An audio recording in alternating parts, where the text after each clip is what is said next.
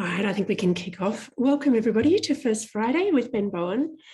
My name's Jane McCready. I'm the CEO of Writing New South Wales and I'll be your host today. Before we start, I'd like to go over a few technical aspects of this event. As audience members, you'll be muted for the whole event to make sure everybody's sound quality is good.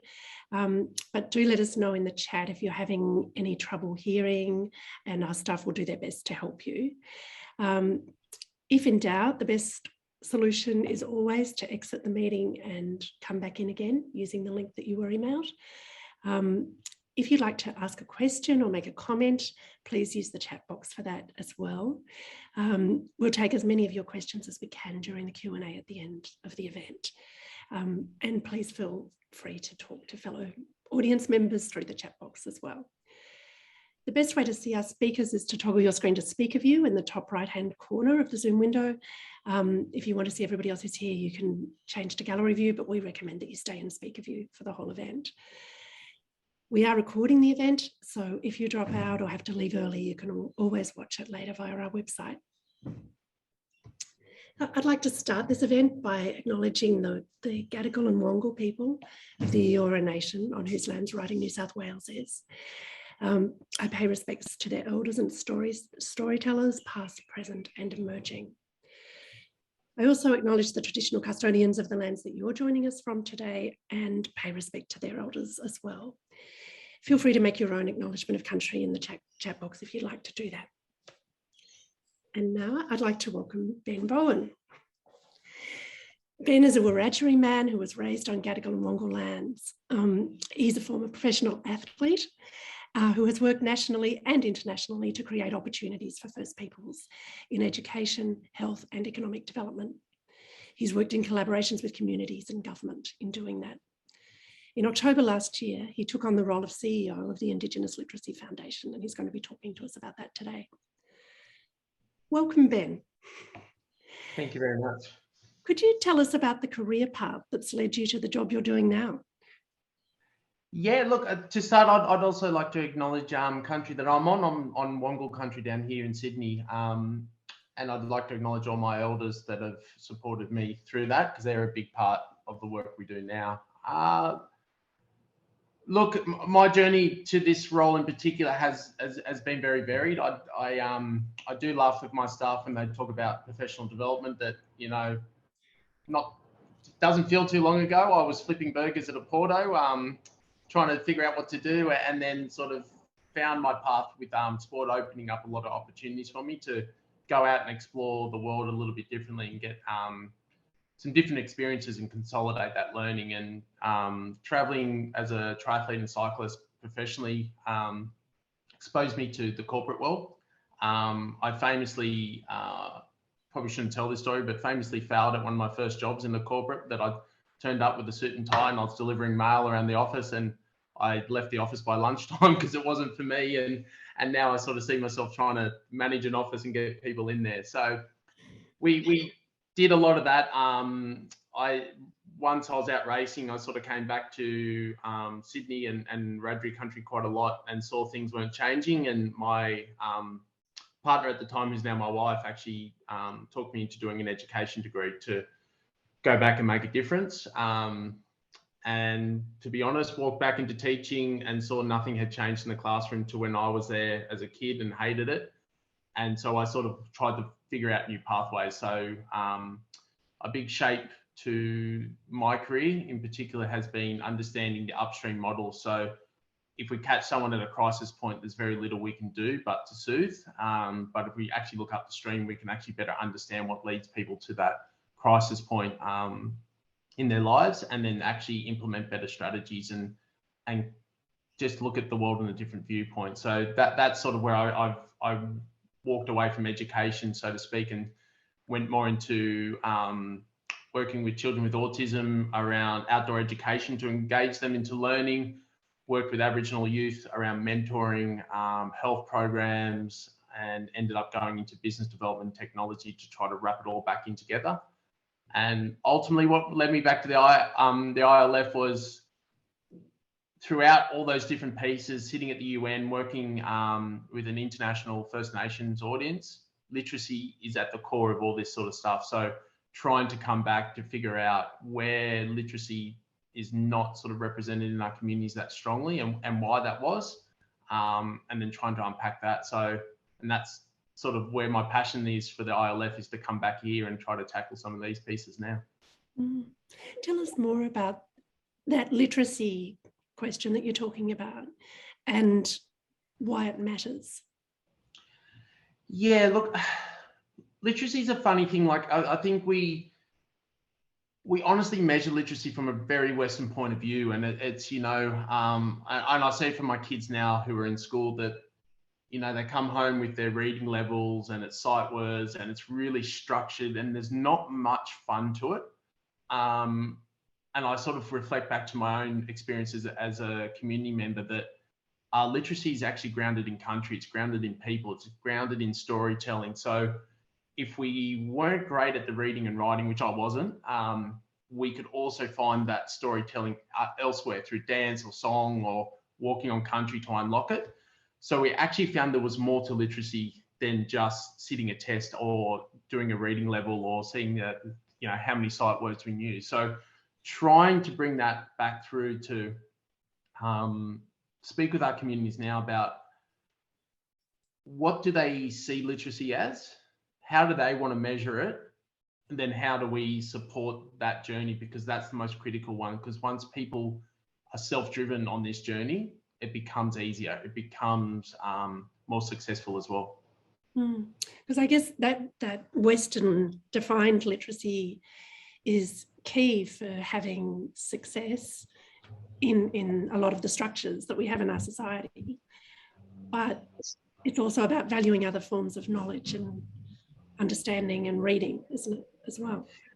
Look, it is. And I mean, this is where it becomes quite political in the education system. And this is where I struggled as a teacher, that supporting high school students, and we'd see as they went to the more senior years that if a student had bad handwriting or they were dyslexic, we would actually put allowances in for exams where they could actually use a computer or have a scribe or do all these things to help their literacy, which was to help them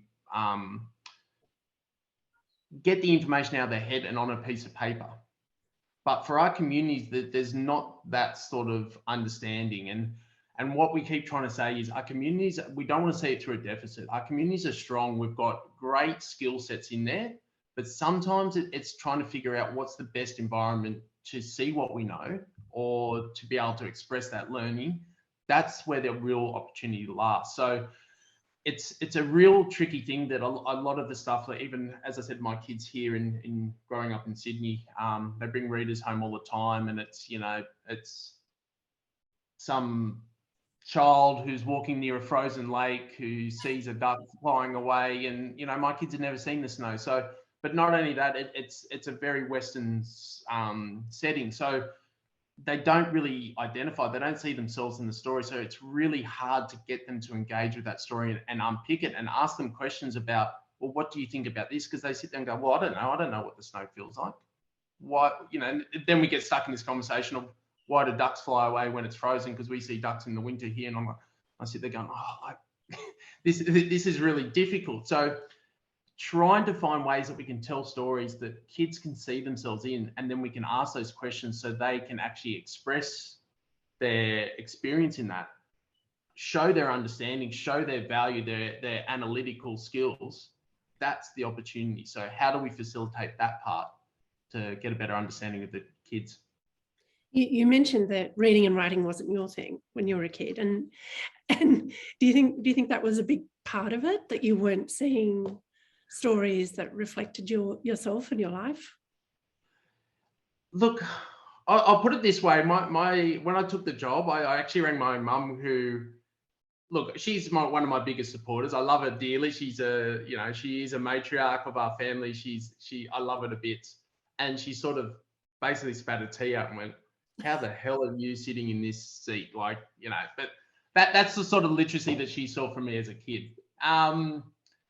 Look, the challenge for me was my mum would read to me every night, and I was the youngest of 5 kids, and my brothers and sisters would read to me as well. And it was a case of, I don't actually remember any of those stories. So my mum will tell me she read The Wind in the Willows and all this sort of stuff.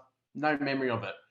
The one memory I do have of a book was The Devil Dingo, which is a story which is connected up to my pop's part of the country up north. And I remember my nan actually, I remember my mum reading me that story, and then my nan actually talking to me about that story, about what it meant. And then that story has stayed to me to the point that whenever I see that book, straight away I'm transformed to that part when I was a kid, listening to my nan and my mother read that story. And that's what we sort of see is that sort of connection. Knowing you're the audience is a really critical part that's missing for our kids. And it was something that I had another awakening to just over the summer, that I was reading Dr. Chelsea Watergo's book, Another Day in the Colony. And it actually slapped me across the face, because it was really the first time as an adult that I remember reading something knowing that I was the audience, that the author was speaking directly to me, and I had that experience, and it brought all these emotions out, and going, that's what our kids are missing. When they're not the audience, the intended audience, or they're not the one that the author's writing directly to, that emotion's gone, that connection, and that's what we need to fuel. Is that something that you consciously do with your own children? Yeah, absolutely. If I turn this camera around, you'd be horrified of the mess in the house, because the kids are at school. But it's like my kids now are writing their own. Like, my eldest is 7. He's writing his own graphic novel sort of stuff. So, his literacy, he does have some struggles with it, but the confidence he has to be able to draw and then write words to it, that if he can't articulate it in words, he'll use a drawing to bring it out so he can tell the story and do all that sort of stuff. My daughter's the same. It pains me to no end that, she'll read me a grug book, and we all know there's about 3 words per page on that, but for her it's about a 15-minute explanation that she goes through as a 4-year-old, that she tells me what Grug's feelings are, and what he's feeling of the cold water when he learns to swim, and he feels lonely because when he's in the learn to read one, he's on the outside of the classroom, and and how bad would he feel. So understanding their own journey and supporting them to be self-driven in it, and be able to articulate and tell me what they're seeing, that's the key thing that we're trying to do with our own kids. And look, there's a lot of models around that, but for us, that's a very, lack of a better word, a blackfellow way of doing it. That it's that storytelling, it's the immersing, it's understanding that a book shouldn't just be in a library. A book should be read anywhere.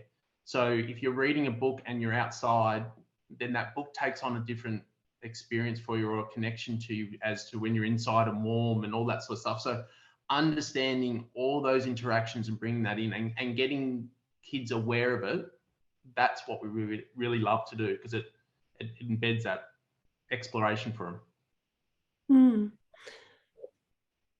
And I mean, there is such a strong tradition, obviously in First Nations cultures, but really in all human cultures, of oral storytelling.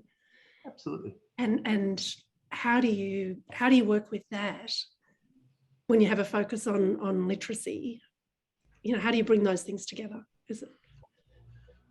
Once again, I think it's trying to break away from a real Western lens of what literacy is, like that written word. So I was lucky enough, I saw Andy Griffiths went on to the drum the other day to represent the ILF, and I was speaking to him the last couple of days on email, and listening to him talk about how he doesn't actually have to write too many words on a page, that a drawing can bring that same story to someone and take him on that.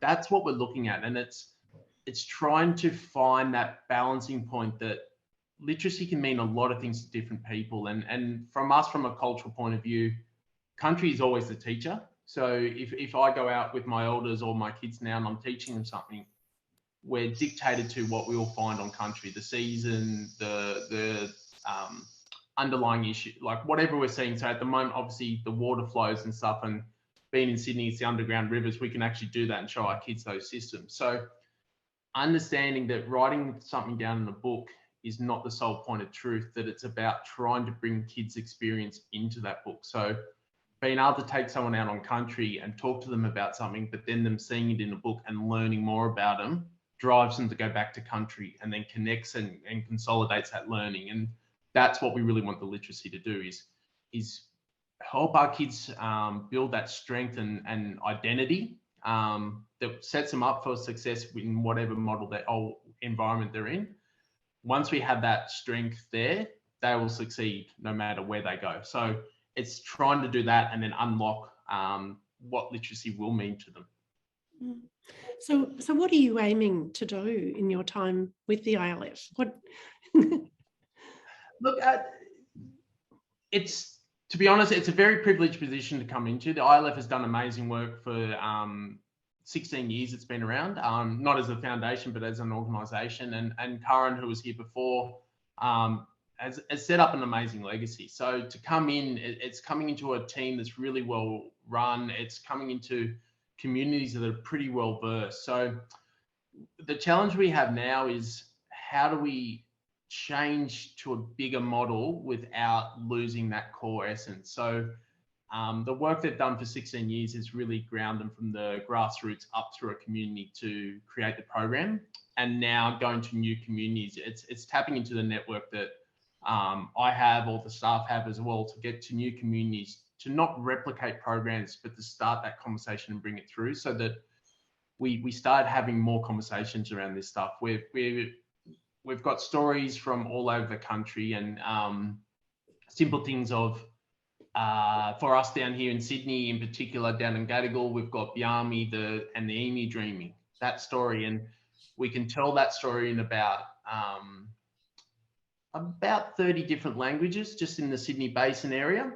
But as that story changes borders, it actually changes the style of the story and the interaction and all that sort of stuff. So all of that is there to be explored. We could be building all of that sort of content and that richness of history as well, which then our kids can unlock and explore themselves. So that's what we're really looking at, is we're going to try to explore that, the role of language and the role of elders, and bringing them in, and not so much focused on classrooms and, you know, the model of sitting in a quiet space and reading, but allowing kids to drive this stuff themselves and have their elders to shape them or help them on that journey as well. So I imagine it's pretty important to have books or stories in language, rather than having everything in English. How hard is it to achieve that? Yeah, translations are really hard.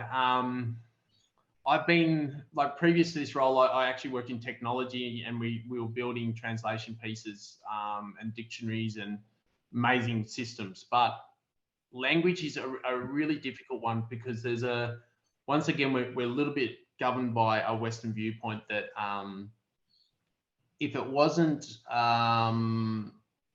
sort of time stamped around that 1788 time of contact, then it's not the real language. And what we sort of say is, language is dictated by country. So if you can't know the name of something when you're on country, then you're not really engaged with it. So it's constantly evolving, and that turns languages into a live language and a living language that's growing. So for us to tackle a book like A Hungry Caterpillar is the perfect example, that there's pickles and lollipops and stuff like that we don't necessarily have words for, but then community have to get together and they negotiate and they go through all the protocols, and it might take 6 months or 12 months or 16 months for them to come up with those protocols. But it is so important for that work to be done, because that changes that language from stagnant to living. That's giving them the protocols to start tackling bigger issues. So that's a really important piece for us here. And it's amazing to see that sort of work go. And language is really complicated. There's not a clear men's and women's business, but the way that we might speak, that male language, we sort of go down, whereas a female language, they tend to go up. Like in English, when we ask a question, we sort of go up with a little bit of tone. We have those differences in male and female references in language, and different emphasis in words. So once again, if we don't have that representation of male and female, or understanding whether it's a matriarchal or patriarchal language, you know, all that sort of stuff. So there's lots of complexities, but by going through this process, we're going to open that conversation to other organisations to come into the space to start understanding and obviously learning more about how important those languages are and their role. So when you were talking about the very hungry caterpillar, and are you talking about finding or making a word in language for lollipop, or are you talking about finding a different concept? It's about naming that object a lot of the time.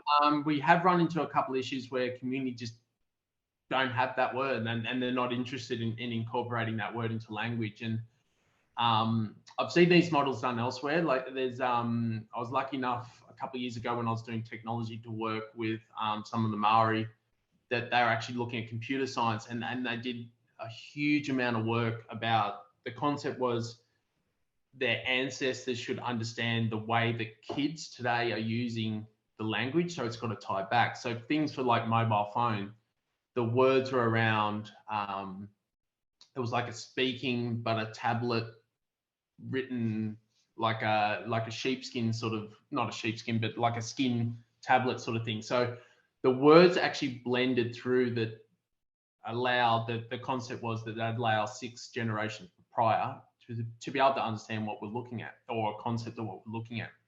Those conversations are pretty new over here. So, you know, we don't want a language that our kids pick up, but they can't name the table, or they can't name a computer, or they can't. So then they have to fill that word with an English. And then we have like this problem of, you know, are kids going to do this piece? Because that's elders and country driving it. So there is a big challenge around this sort of stuff, and it's a really important conversation to be having now. And we're just in the first year of the Decade of Indigenous Languages from UNESCO. So it is a really, really amazing time to be having these conversations. I imagine different language communities come up with different solutions to those kind of questions. It's not that every community says this is the same answer to how to do it. No, because we all have different protocols, and that's really important. So by doing it the right way, there is sort of a background philosophy for us to sit there and go, if we can translate a simple book and get that protocol done and practice it and get rid of all the wrinkles and all that sort of stuff, then we can tackle bigger issues like climate change, science, you know, all that sort of stuff. We can start having those conversations, and community already familiar with the protocol of what they've done for this piece, they can replicate that out. So that's the piece that's sort of sitting behind that we can, we're hoping the community can really live up to it and take that journey on themselves.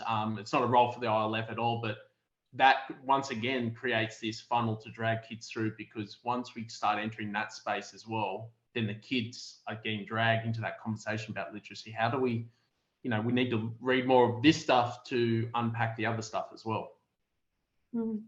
So it sounds as though you're working with the whole community, the adults as well as the children, whereas most people probably think of the ILF as working with kids. Is that right, that it's the whole community? Yeah, look, it's one of our big strategies.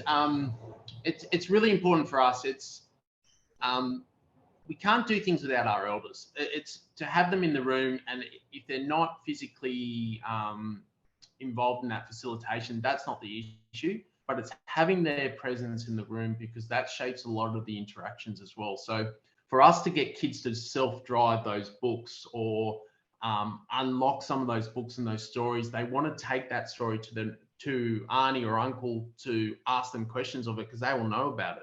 So then having that interaction, we're actually turning that paper book into something that's traveling with them, that is going to drive conversations, which will bring them back to those books as well. And they will bring that book to uncle and auntie and ask them to show the picture, and uncle say, oh, you know, I know that creek, we can walk down here and we can have a look at the yappies. Like all that sort of stuff is really important for us. So the ILF's partnerships is going to be really critical for us moving forward. That it's not about the ILF standing in the front of a room delivering work. It's actually about creating really nice networks that we can plug into, that we don't necessarily have to be seen a lot. We want the community to be driving this and telling us, you know what, you've done this part, but this is where we need you now. And that's where we can start facilitating some of those soft conversations. We are tackling the thing that we're really in our models around books, getting books out there and publishing more books in language it's really an infrastructure issue. We're getting these books that normally people won't have, and we're getting them into a community at a rate that's giving them a constant stream of new material so that they can actually build momentum rather than reading the same book for 3 weeks and then going, oh, what have I got next? Or I'll go back to one I've already read. We want them to be, having too much choice that's a really good problem. So I sort of said to our guys, it's the same thing that I do. I go to a bookstore and I love it, but you get so sidetracked and you're looking around and you don't know if you want to go to fiction or non-fiction and all this. I said, kids should have that same choice.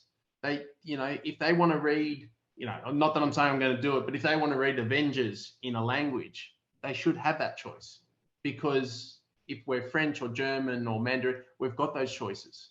So that's what we're looking at, seeing they're going, we need to create so much volume in these communities so that it's not that it's overwhelming, but it just allows kids to just take this themselves and really drive it.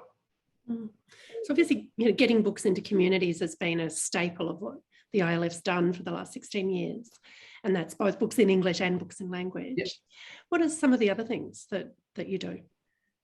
Yeah, so look, we've got 3 major streams. So we've got obviously book supply, which is that big load of books going out to remote communities. And I think, you're going to test me on numbers now, and because it's recorded, I'll probably get in trouble. But we sit around that 96, 97,000 a lot, which is, and I think they're looking at about just under 50% being Indigenous authorship as well. So we're slowly growing the numbers and the percentage there as well. So that's one major stream that goes out. Another one is what we call Book Buzz, which is the 0 to 5. So it's this real, not a daycare, but it's that early learning, pre-literacy sort of space where we try to provide resources that are more fun-based learning. There might be puppets around, so the Hungry Caterpillar with some puppets that go with it, so that people can actually do the 3 A's of literacy, without going into all the technicality, but making that literacy fun and engaging and storytelling, which is normally what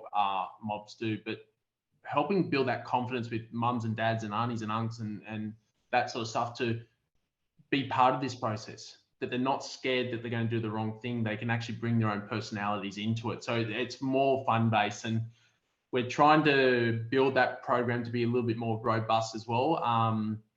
It's going to have a lot more electronic resources that can actually go out, which might have some art stuff, so that kids, instead of being, just reading a story, they might want to tell a story through an artwork or Play-Doh or clay or mud or whatever it is, so that we can actually start getting them to explore that. And then parents and guardians and all that can actually be part of that process to help them tell those stories as well, and take photos and record that stuff. And that Book Buzz program it's like at 85 communities at the moment. My poor program team, I've challenged them for 95 communities this year to expand it out to. I think they're already up. It's all around the country, Ben, isn't it? Yes, absolutely. So that goes all around.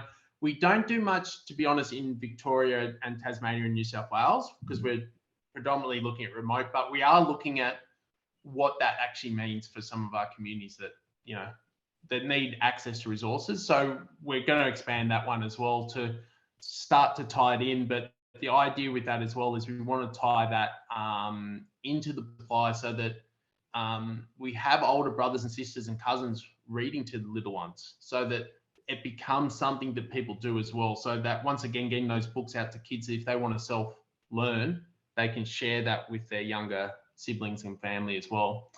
And then finally is the publishing arm, which is, that's sourcing original stories in language, in English, sometimes in between, like a mix between, like Molly the Pig is one example. It's in Creole and English as well.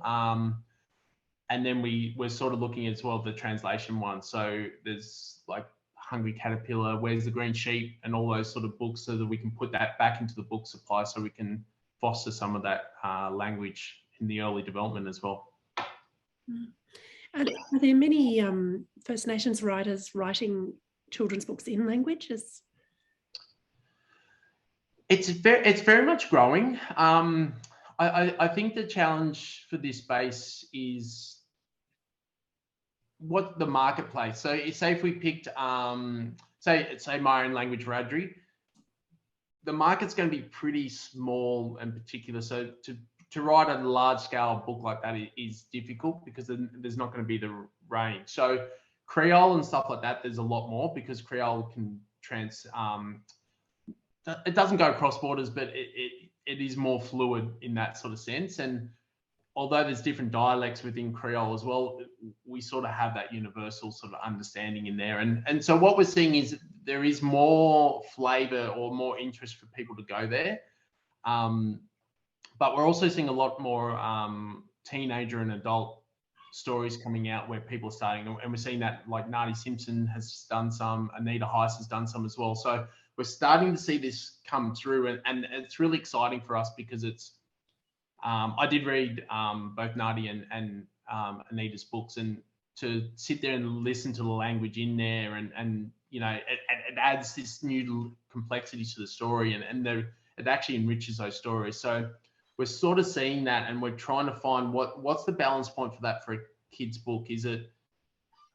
Doesn't make it too complex, you know, and that's the conversations it's really we need to have. It's, I guess, from a school point of view, we sort of talk about the hours in English, and as a school teacher myself, which I must admit I'm a PE teacher, so I'm not a real teacher, but like play around on the edges, and it's understanding English is sort of the mandatory hourage, and we sort of understand that we need a lot in that for kids to pick up all the syntax and grammar and structures.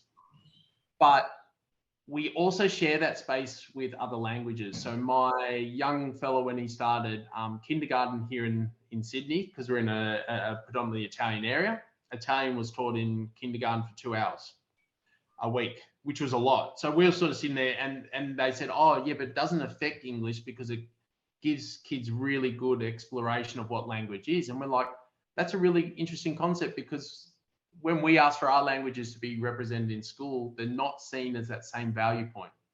It's seen as a conflict to English, that if we're teaching Wiradjuri or Gamilaroi or Yalaralai, where does that sit with English? We're losing English hours for that. So we're having this really interesting conversation now to say, well, our languages are just as valuable. So we need that time to be there. And by our kids learning their language, and as an adult, actually, my literacy got a lot better when I went back and learnt more of my language with elders, that I actually started to see the differences in structures. So I started to understand more about transient verbs and all this sort of stuff, because I could see the difference in sentence structure.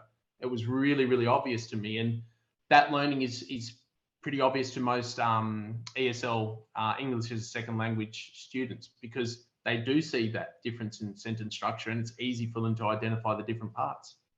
Yeah, and another book is Dharrawal and Yuin's book as well, that has a lot of Wiradjuri language in it. And it's really beautiful, and I think it's really important for these authors too, because I know there's a push for them to publish in an English version to make it easier, and the fact that they've held their ground is substantial, because it will limit that sort of consumer base in particular. But by holding the ground, I think they've opened up a really unique market for people to be sitting in. Do you think that bilingual children's books could be an option, because there'd be a bigger market potentially there? Yeah, it is. And it's a challenge for us, because we are community led, and we're pushing this, listening to what community want. And a lot of community are talking to us that if they, traditionally what would happen is we'd have a language book, but we'd actually have it English and then in language, but underneath, which put English at a higher status. There is a flip in that model now, where we see language and then English subtitling underneath, which is interesting, which is showing the value that let's stay in the language space, but obviously we can unlock English here as well. I think there's a value in that, but it's, once again, these stories are community-based stories. They're up to the community to decide what they want to do. And that's where we'll be governed by the community to listen to them. That some communities openly want both because they want to be able to translate and do that really well. Some communities, not so much. Others are very hard against it because they want that story for their kids in their community and not a commercial operation. They want it purely for their own families. That makes total sense. I imagine you've been going out to communities a lot since October. Is that right? Or have you been stuck in the No, office? yeah, I've been grounded here. I guess COVID's complicated it too. A lot. I actually haven't been on a plane. I'll admit this. I actually almost had heart palpitations when someone was saying to me I had to fly off the other day, and I was like I haven't been in a plane for a while. So no, we haven't been out for a while because we're trying to understand as well the COVID impacts for communities are pretty severe. So we're trying to deliver, and we've been lucky enough. We've got 3 workers already based in community up in the NT who have been able to facilitate a lot of stuff live because they're able to move around within those biosecurity areas. But we've sort of tried to keep our southerners away from a lot of those remote communities just because the risk at the moment with COVID is severe. But yeah, hopefully soon. Yeah, because I mean, you used to take writers to communities as well, I think, didn't you, pre-COVID? Is that something that you'll be looking at doing again at some point if we ever get back to some new kind of normal? Yeah, look, we are, and then we're expanding those programs. So we have there's a Pamela Loft one, and there's a Create programs that we do run, which works with a small group with authors and mentors to actually help them create a publication by the end of the program. So we are looking at that. So I know there's one for the NT coming up. I think it was supposed to be in Sydney in October, and I think we're going to probably base it in Darwin at the moment, just as a dual strategy that if COVID hits and lockdowns happen again, we can still host something up that way. But we're also looking at Queensland as well, so far north Queensland, to support some new writers that are coming through from those communities and trying to get writers, even publishing houses and mentors into those rooms to start helping work through the challenges. It's not the easiest thing to write a book, and it's even harder to go through the publishing process. So by making that a very open process and explaining it and going back and forth and taking the time, it really does create huge opportunities for us. So we're looking forward to it, but yeah, unfortunately not soon. And I imagine digital delivery is a challenge, which is, what so many of us have turned to over the last 2 years. But I imagine that has particular challenges for the ILF. Look, it does. Some of our communities are in decent space with technology, but it's hit and miss. So look, I know with our Tiwi guys, I was talking to them a couple of weeks ago, and because it's been quite wet, we couldn't even hear them over the sound of the rain on the roof. And then because the Wi-Fi was so bad in the front rooms, they had to go to all that stuff exists. And look, I always go back to work that I've done in Cape York. I remember we were working for technology in this, and big software companies are going, well, why can't we just connect people and do this really easy? Why can't we just run this online? And then we showed them the fact that on some countries aren't standing on the roof of a Hilux, writing a message on a phone and throwing an iPhone up in the air so that she can get signal when it gets to the peak of the throw to send the message out. And then we've got 15 kids, running around trying to catch the phone before it hits the ground, So there's a huge range. So for us to run these programs and make them effective, it's not a one size fits all at all. It's understanding community and engaging those conversations with them to understand their needs or where they potentially see the challenges so that we can best support that part of the process and collaborate with services that are already on the ground as well. And what are some of the things that you hear from communities in terms of what they want? It's absolutely the publishing. Community really want, obviously we've got a huge history with telling these stories. The value of seeing those stories published in hard print and watching kids and that interact, it's when we show that to other communities, they get it absolutely, and that's really what they want.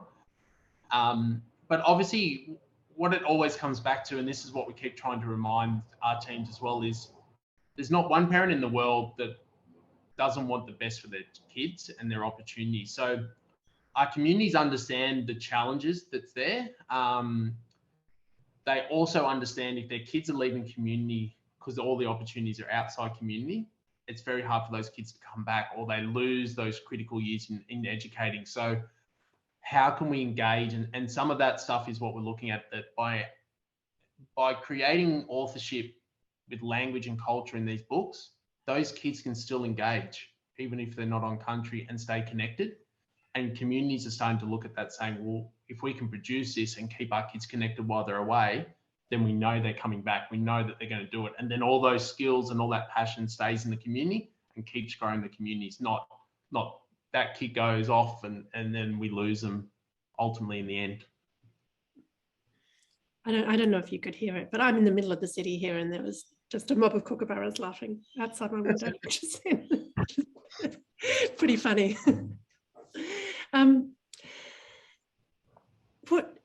That question of publication, do you work with the publishing industry as well? Is that and how does that go?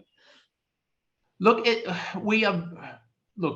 this is one of the big legacy stuff that the team has done, and Karen has championed it. So walking into this role, I was not part of the publishing experience at all, and basically walking in and having meetings with Penguin Random House and the Shed and you know, Hardy Grant, it was just standard business. It was one of the first things we had to do. And so we have really, really good relationships. We're expanding those relationships as well to make sure that we've got representation, and they are massive supporters. So the ILF is the booksellers charity, and we've always been that, and publishers have always been a huge support for us and continue to be. It's now sort of understanding what the future is. So we're looking at sometimes bigger publishing houses can have pipelines that slow things down. Sometimes the ILF has a pipeline that slows things down. So some of the conversations we're having now, where we've got Indigenous writers that are ready to go to print or publication, we're trying to get ourselves out of the way or speak to our partners in that sort of industry and say, this is coming through. Do you have capacity? Is this a will? Can we do the introduction and then get that sort of stuff done? So we're starting to expand those relationships and have some bigger conversations about it. The next big challenge for us there is the ILF operates with a very healthy royalty with communities, because we treat it as a, it's not their wording, it's my wording, and it's what we've been trying to do. It's a legacy royalty. So understanding it as mob, if I wrote down a story and we published for a academic book this year with two of my aunties, and those stories are not my stories. Those stories come from a community point of view. So I had to get permission to write that piece in, and the way that gets paid, it should be deemed a legacy royalty, because it doesn't go to me, it goes to a community that is more broader. So if we're paying royalties on that rate, we need to understand this space that we pay a legacy for a community to grow with. So we're trying to challenge this space and look at it and question the sometimes I see 0.8% royalty rate or a 3 or 5%, and then we're sort of sitting here going 15 to 25% is what we want to do, and understanding that by discounting books and doing different things, we're actually affecting that legacy. So it allows us to understand the entire process and what we need to do to ensure that this stuff not only gets published, but the community is actually continually engaged with that process beyond the first run. They retain ownership. They can take it to someone else if they want to do it. That's what we're trying to unlock with the ICIP stuff and all the technical cultural protocols as well. So the communities are sharing in the revenue in a bigger way than people would through a conventional publishing model. Yeah, and look, it is important, because say for a translation piece, there may be 20 or 30 people involved in that conversation, but there may be another 30 or 40 people on the periphery that go on. So it's like the role that I do here, that when things come to me, it doesn't just sit with me. I'll go out and speak to my aunties and uncles and bring them into conversations about what I'm hearing or doing. So that sort of expertise role with all mob in this sort of space, understanding that it's not a traditional contract we should be looking at. We should be understanding the black way of doing business and supporting them to do this stuff. Mm. So, you mentioned earlier that you lasted half a day in your first office job. You just hated the environment and just walked out. All those different work experiences you had, are they contributing to you finding new ways of doing business, that actually do suit you, that? Look, absolutely. I always regret telling that story, actually. So I probably didn't last half a day, if I'm honest. I got there at 9, and I think by 11:30, I was making my exit. So, look, it's challenging because we understand that diversity in the workplace. So it's a real big thing that a lot of businesses are going through now. And, we've got agile workplaces, and, there's this theoretical work-life balance that we're all trying to balance. Those sort of experiences, like as I said, we've been flipping burgers. I grew up, my mum used to run pubs, so I grew up from a young age throwing kegs and moving cases around and trolleys and stuff. So all those experiences do, because it gives us an idea that a job role is not a specialty. So even if I sit on a CEO role now, it doesn't mean that I sit there and go, oh, that's outside my scope. It's about operating for the organisation, and what do they need me to do and champion and work around. So that has sort of shaped a lot of my thinking about how we build leadership and organisation culture. But as a black fella as well, we're trying to bring a lot of that culture piece in. So understanding, obviously, the social politics of a workplace can be difficult. How do we have tough conversations? How do we park those things? How do we understand differences and move on? Like bringing all those sort of concepts that my aunties and uncles have taught me over the years, and my nan in particular. So getting elders in from outside that are not employees to sit and teach people how to unpack issues and bring that cultural lens in. That's the sort of stuff that we're bringing back through, and it's helped me sort of be able to sit in these roles, because I'm always ready to go out for a walking meeting or go for a run or something at lunchtime, which, unfortunately, I don't get to do that much. The people who've joined us today are probably mostly, if not all of them, writers. Can you just tell us a bit about how the ILF has worked with writers, both First Nations writers and other writers, and where you think that might go in the future? Look, it's pretty much an open future. I really want, we're working with a whole bunch of elders at the moment around creating that or getting them to tell those first stories, and then obviously working with them in translation pieces. But we're also working with teenagers, and they did it with around Central Australia. They did these 3 great graphic novels with kids, and I shouldn't call them kids, they were teenagers, and it was mentored, and it was having other authors with experience coming in to just show them the ropes and all that sort of learning, and make it a really safe environment to do this sort of stuff. Because look, I haven't written a book or anything like that. I admit it. I've done work with, as I said, some aunties of mine in the academic space, and the writing space can be really isolating and difficult, and it can be really confronting and honestly pretty blunt and hurtful when you pour your heart out and you get that manuscript back and they go, that is absolutely horrendous. So we're trying to show, bring people into this fold that, our mobs are really good. We champion each other a lot, but we've also got this concept, and I did hear at the Black and White Festival the other day, Chelsea Watergo actually nailed this perfectly, that it's this black critiquing space.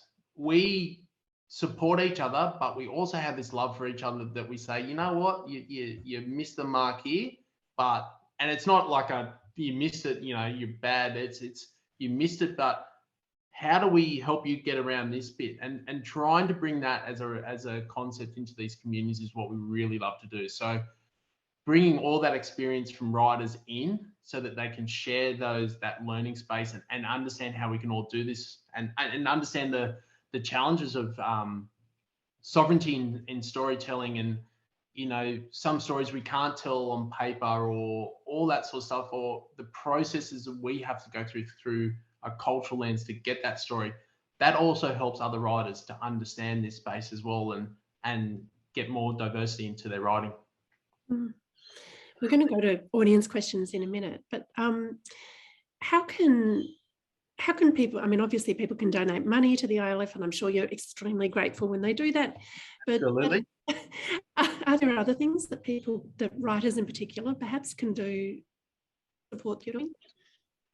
Yeah, look, we've obviously got some ambassadors in that help us out massively. So as I said, Andy Griffiths was on the drum the other night talking about literacy and telling his experience. That's amazing.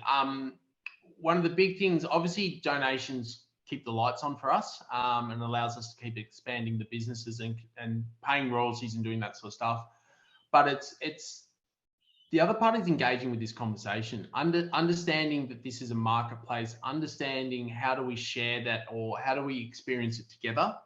That's going to be a big challenge for us moving forward. And we'll be reaching out through a lot of publishing houses to a lot of different writers and stuff like that to invite them into some conversations where we're looking to launch not a TEDx, but like a talking series as well, that we can actually bring this stuff forward to the forefront and speak to different writers that have been in the space, or like Alison Lester, one of our ambassadors who comes out and works with kids to bring a story, like what did she learn through that or where the challenges were, and then have a Black writer in that space as well, so that we can really unpack that, so we can learn more. So that's where we would really love people just to become part of that conversation. You know, platforming a voice that we're leading most of our comms through our community. They're telling us what they want, so we pass that information forward. That's where we need a lot of people to sit here and sort of unpack and unpack the industry itself. As I said, it can be cold and hard and lonely at times. So understanding that you know, an Arnie in remote Australia writing a book and then hearing critiques come back through the grapevine, that's really hard. So how do we wrap around that sort of stuff and lift each other up, but obviously embrace that critiquing as well, so that we grow together? We've got a few questions from people in the audience. Helene is asking about literacy for older people. And we do know that literacy rates in First Nations people, in First Nations adults, are lower than for the general population. How can that be addressed if an older person wants to improve their skills in that area? Yeah, look, there's some really great programs, and we had this request come through, I think about 2 weeks ago, around some NT programs, and our team up there just jumped on and said, here's who we collaborate. Look, adult literacy is a key challenge, and it's really framed around this deficit that they're really blocked from this stuff. And I've made mistakes in the past with technology, where we're working with technology, you know, this is how you work a computer and all this sort of stuff. And then we found that there was, out of a group of 30, we had 2 people that couldn't read and write at all. But what we found is, engaging with them, they actually created their own system where they actually created, say in Word, they got the icons for what they needed, and then they basically unpacked all that so they could actually engage with everything. They unpacked the fact they could do voice to text. They unpacked they had a read aloud program on their computer that could read the text to them. They found, which was through Microsoft, there was a immersive reader program that actually changed all the format on a computer screen for them. So they actually started taking photos of content they wanted in books and then putting on their computer screen to unlock that themselves. That's where I think this stuff goes. So giving people or adults some key skills to do it and the confidence to explore and move from here, that's the real opportunity. Otherwise, we risk the thing that we sort of dumb things down for people, and we run the risk of insulting people, because it's not an intelligence thing, it's actually an opportunity thing. So some of the elders I've met who can't read and write are some of the most intelligent people with the most amazing insight onto country and cultural literacy that I've ever seen in my life. So that sort of stuck with them, and they can't engage in these other ones. But as soon as we give them tools and the confidence to explore that, it hasn't been a barrier for them. So understanding that we don't want to focus on the barrier itself, but we want to focus on the confidence and the willingness for people to engage in the spaces where I think we need to focus the most. Amy asks, how can booksellers and bookshops support the work of the ILF? And I know they do already, but what more could they do? Look, absolutely. And look, sell our stuff. We'll do that. No, look, it's promoting that sort of stuff and engaging in conversations about how we promote that material. It's obviously there's the historic stuff that a lot of booksellers have moved away from, holding our stuff in the mythology sections and all that sort of area. But what we're also doing as well is we're not just the ILF, we're partnering with other organisations that are publishing content from First Nations, and we'll be reaching out to the booksellers that we work with to say, look, this is a great title to get in. So we will be pushing a lot of this sort of stuff to really create this marketplace that we know there's a huge appetite for this content. So we'll be trying to pull everyone in that we can to champion everyone that's in this space as well. And Martin asks if people are interested in reading bilingual First Nations books, where could they start? Where could they find those books? Yeah, look, I mean, for adult books, there's obviously, as we said, there's Nadi, there's Anita as well. Those are the big ones that have come through that obviously easy to get through most of the big bookstores now. For the kids stuff, we do hold some of that on our website. There is, Australia Post is actually going to do something for us at NAIDOC week coming up with Molly the Pig, which is in Creole. They're going to be selling it at a lot of their stores as well, which we've also packaged with that a QR code that has an animation which can be translated. The video can be translated as well. So there are access points. So the ILF shop in particular, we've got that, but we're not the only ones in this space. So there are Sharing Stories as well as another company that we're looking to collaborate with a lot more that are doing it. Tranby College in Glebe, in particular, the oldest New South Wales college, they're getting their publishing up again. So they'll be doing a lot of this stuff as well. And we'll be sharing all this stuff through our socials to make sure that we're, creating that platform for community to do this stuff as well. And not necessarily bilingual books, but we should probably mention Magabala Books as well. Oh, yeah, absolutely. Thank you for picking that up, because we're definitely trying to work with them as well, because all this stuff it's understanding that we're not in competition with each other. We want to really share this space that they do amazing work. They've got obviously their core markets and that, and we're really understanding we don't want to step on toes or create those barriers. And if we get good titles that come to us that would fit Magabala or Tranby or anyone else, that we will be passing those through if they're the best fit for people, so that community get the best product for what they're doing. So, and Magabala absolutely are doing amazing publications as well. And I saw they just launched a couple more books. I think it was last week that they came through. So I'm yet to get my hands on them, but yeah, that's what we're looking at. It's just amazing. And the ILF will be looking to put those books into book supply to get them out to communities and more broadly as well, so we can support them as well. We are out of time, but we did also have a comment from Anne saying that she wished we could learn more about this in our schools. Don't we all? Absolutely. This stuff is always there. And look, and that's the stuff. We'll definitely be hosting more conversations and space to bring people in, and that's really what we see our role as well. So bringing the voice from community out so that we can engage and find the best way to move forward. Yeah. Well, that is all we have time for today, but thank you so much, Ben, for joining us today and talking to us about the Indigenous Literacy Foundation and so much else. Our next First Friday event will be on Friday the 6th of May, and our guest will be Belinda Morell, who's an internationally published children's author and also the director of this year's Kids and YA Festival at Writing New South Wales. You can register for free for that online. We're also having an in-person event at Writing New South Wales next week. That's very exciting, coming back to in-person events. Next week's event, for those of you who are in Sydney, we'll be talking Writing Philippines. So we'll have a group of writers from the Filipino diaspora and Filipino Australian writers talking at Writing New South Wales from 6:30 p.m. on Thursday night next week. That's free for Writing New South Wales members and $10 for others. So please also come along to that. Thank you so much for joining us, and we hope to see you at another Writing New South Wales event soon.